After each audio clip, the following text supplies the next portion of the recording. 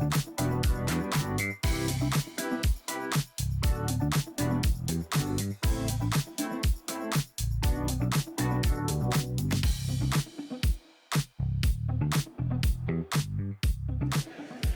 right, everyone, we are going to move on, and it's my pleasure now to welcome our next introducer person. Please give it up for another fabulous guy with the first name Kevin. This time it's Kevin Gemmell, General Manager, Pattison Media here in Prince George Division, on behalf of the Prince George Hospice Society. Been with us for years here at the BC Natural Resources Forum. Can I hear it, please, for another fabulous Kevin? Hey, you got fans. Ooh, fans apparently. Good morning, and I'm pleased to be here today to share what I will call a hospice moment on behalf of the Prince George Hospice and Palliative Care Society as sponsors of this great event and our next speaker. 3 years ago, in February 2021, it was a tough time for 50 staff at my office. Our staff lost a 35-year staff member to cancer, and then just 6 days later, we lost a senior member of our team to suicide. Losing a cherished community member to cancer is hard enough, but the confusion created shortly thereafter by the suicide was completely devastating to our division.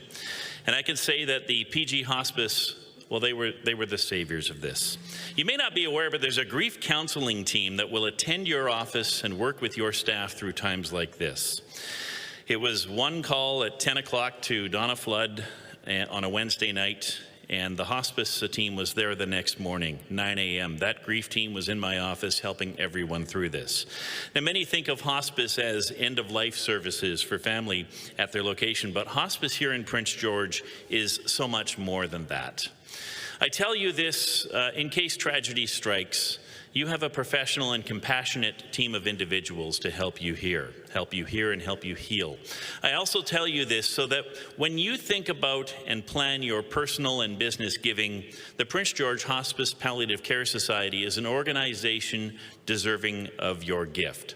And I thank you for whatever that gift can be. And I know the majority of you are from out of town, but please think of the hospice societies in your city if the giving mood strikes. I can say I think of and I thank PG Hospice each and every day, and I hope you will too.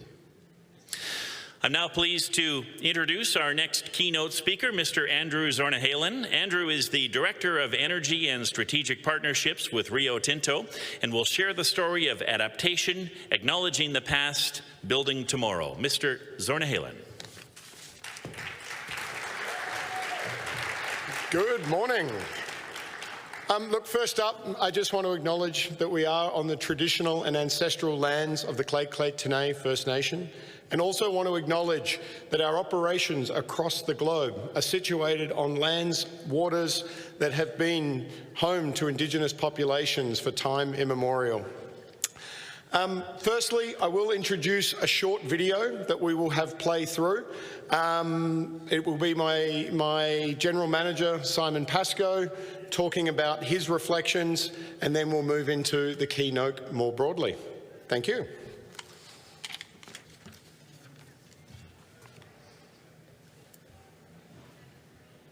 Good afternoon and welcome to the 2024 Natural Resources Forum. As you can see, I cannot be with you this week as I'm spending some long overdue time with my family, who is here visiting from Australia. I'm with you in spirit and look forward to sharing with you the milestones from Rio Tinto BC Works this year and our future focus into 2024 and beyond. As I reflect on 2023 and what we have achieved together, the best word that encapsulates my thoughts is pride. We're proud of the land we operate on, our employees and contract partners, and the contributions we make to our host communities and society at large. We're also proud to partner with BC Natural Resources Forum for the last 21 years as patron sponsor. The importance of bringing industry, government and First Nations together to embrace the conversations on accessing, utilising and sustaining natural resources in British Columbia has been and continues to be at the forefront of our industry's collective success. As BC Works kicks off 7 years in British Columbia, we reflect on the heritage that has brought us here today. From the creation of the Kenny Dam in Vanderhoof, to the tunnels in Kamano, to the smelter in Kitimat, and many improvements and upgrades over the decades. We have a long and proud history at BC Works. 3 generations of men and women producing low-carbon aluminium in northern British Columbia is no small feat. The passion and dedication of our employees is remarkable. They are steadfast, united and inspiring. It is these qualities that will drive another successful 70 years. This past year, BC Works has continued investing into the safe and productive restart of our smelter. Working closely with employees, unions and business partners, the smelter was incrementally restarted and we reached full operating capacity this past September, something we celebrated with great pride. This was a significant milestone for our team, as it has been 5 years since we achieved this operational level, bringing everyone involved an immense sense of achievement. In addition to our incredible employees, it is the support of our host communities, including First Nations and governments, that keep us striving for better, cleaner, more collaborative ways of doing business and thriving together. As future generations are upon us, BC Works is dedicated to the production of high-quality, sustainable, low-carbon aluminium. Authentic relationships with communities and the viability of our products, which play a significant role in the sustainability of our smelter. We remain committed to investing in our assets with ongoing improvements, finding better ways to provide the material the world needs, and optimising our operations to ensure the long-term future of BC Works. We are proud of being one of the most effective and best producers of responsible aluminium, and look forward to the next 7 years ahead of us. I hope you enjoy your time at the Natural Resources Forum. So look, there we are, look at that. I just wanted to thank Simon for his leadership over the last year. Restarting that smelter has been no small effort. We've overcome challenges, we've overcome some incredible tough times to be at the end of last year in a very, very strong position. And as he said, back at full production, which is something we're incredibly proud of.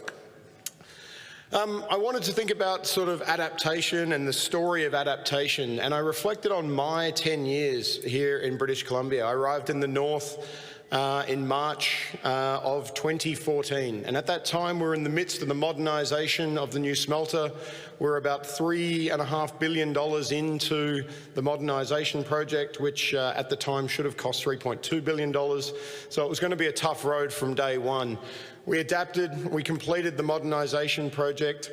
Part of that, we went through and created the Heisler Legacy Agreement, which was something that we've been through.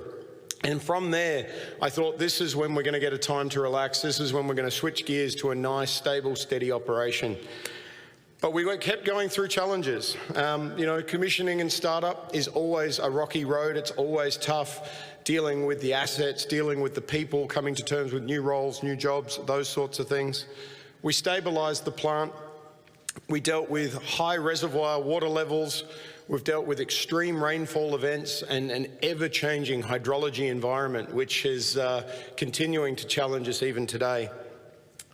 We then set about working with the Czornohalan First Nation, and you'll hear more about that in a moment, on establishing the New Day Agreement and continuing to build that partnership.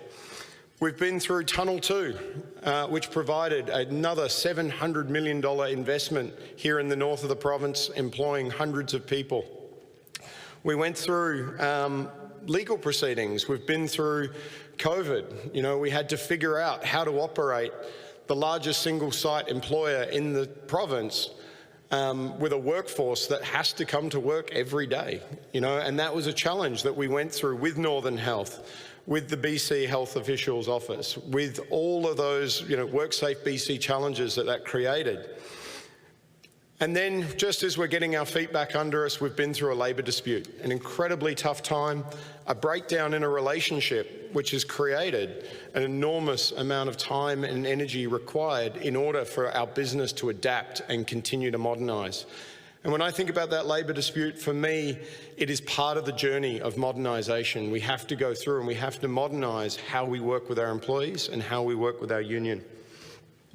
We're dealing still to this day with ageing assets, you know, and even after, you know, the best part of $8 billion invested over the last 10 years, we still have 70-year-old assets in operation. And so we're continuing to work on those investments and continuing to modernise, and I'll touch on that in a moment. And right now, we're still adapting. We're adapting with a record-breaking drought in the Nechako watershed. We're dealing with low water levels, and it's been an incredibly rough ride for how we look at continuing to support our smelter and how we continue to operate over this incredibly tough time. So for me, adaptation is the new business reality.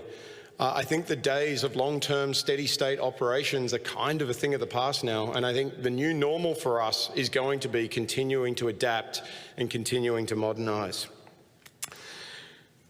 Thinking about 2023, it was a huge year for us. Simon spoke about the restart, so I won't talk about that, but I wanted to just touch on the economic contribution. 70 years we've been in the north, 70 years adopting and adapting to change.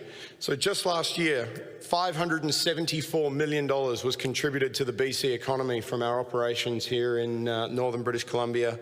$274 million of that was direct contracts, direct procurement works from BC. 70% of that is in contracts north of Prince George. So an incredible, incredible integration with the economy.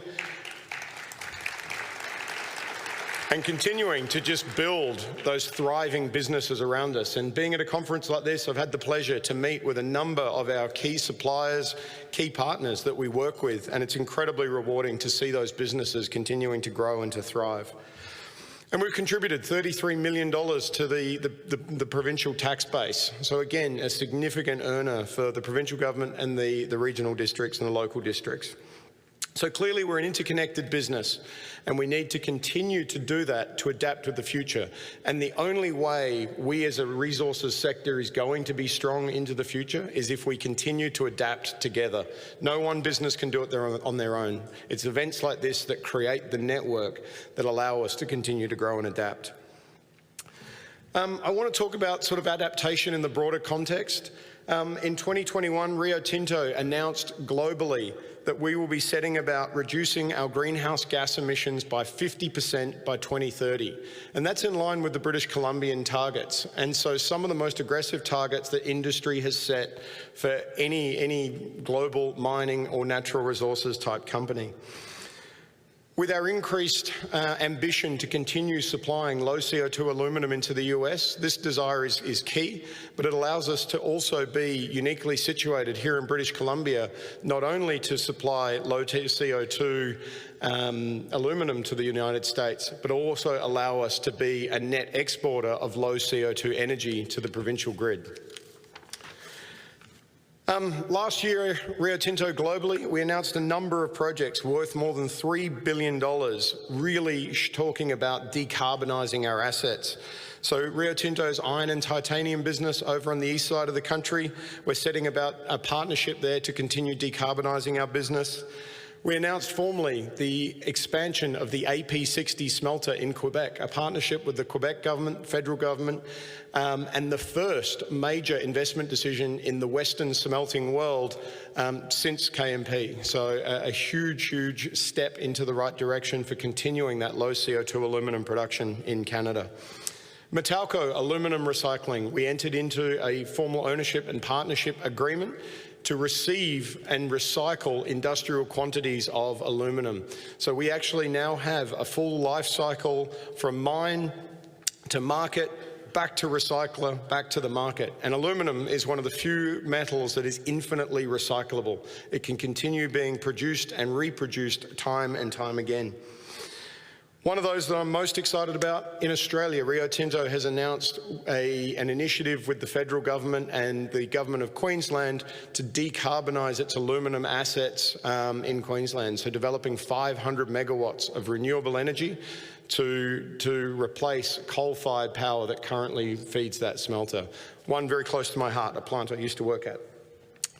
Look, aluminium, I think, you can listen to me talk about it all day. A lot of people in this room have listened to me talk about it all day in the past.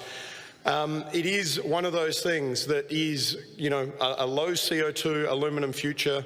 It's one of Canada's 31 critical minerals and will continue to be a part of how we as an industry shape our future and how we as society continue to adapt to a low carbon world. Here in BC, we produce the lowest carbon aluminium anywhere in the world. And I know there are technicalities around how that's measured, and I know there's a lot. I don't give any sort of, airtime to that nuance. I'm quite proud that we are the largest smelter producing the lowest CO2 aluminum and producing it and sending it directly to our customers in the US.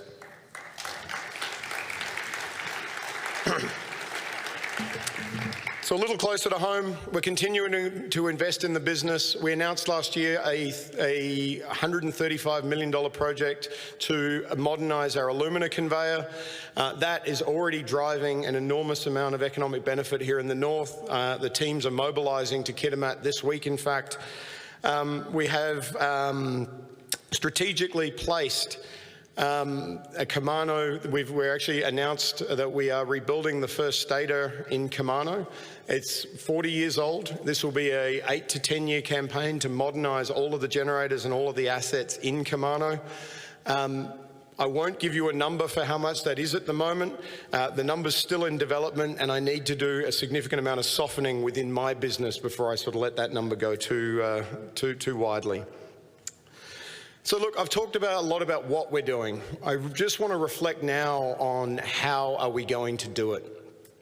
In order to achieve anything of what I have described, we have to work with our most critical asset. We have to work with our people.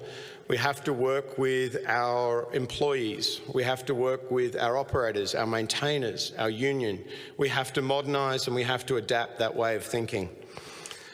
We have to work with our host communities, the regional districts, the local governments, the elected officials across the province and the municipalities, the agencies, the government agencies that allow us to grow. And we have to modernise how we think about those relationships as well. We're looking for symbiotic partnerships rather than transactional approaches. Most critically, we must work with our First Nations partners. And that is something that has been my #1 focus as we set to modernise and secure the assets for the short term, but it's going to be the only way we progress in a long-term future. When the assets were created here in British Columbia, the watershed was created, the Nechako. The Nechako River was fundamentally changed. The Kemano River fundamentally changed. The Haisla First Nation impacted in Kemano with their traditional use of the Kemano River and their accesses. The Nechako watershed, the Cheslada First Nation, forcefully evicted from the lands by Alcan and the Indian agents at the time.